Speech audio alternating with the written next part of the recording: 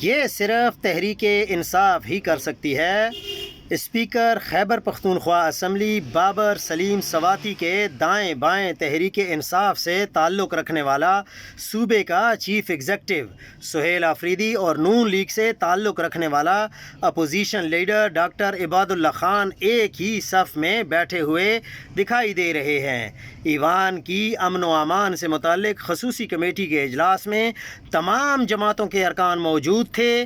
Committee نے اداروں سے بریفنگز لینے پھر آل پارٹیز کانفرنس کے ذریعے متفقہ لائحہ عمل تشکیل دینے پر اتفاق کیا۔ ضروری یہ ہے کہ جہاں تحریک انصاف کی حکومت ہے وہاں اپوزیشن کو کیسے ٹریٹ کیا جا رہا ہے، اور جہاں تحریک انصاف اپوزیشن میں ہے ان کے ساتھ کیسا سلوک ہو رہا ہے۔ یہی سارا فرق ہے جمہوریت کرنے والوں اور جمہوری رویہ دکھانے والوں میں۔ کیا وفاق سے صوبوں تک قائد ایوان اس طرح قائد حزب اختلاف کو ساتھ بٹھا کر اہم امور پر اعتماد میں لینے کی ہمت کی جا سکتی ہے؟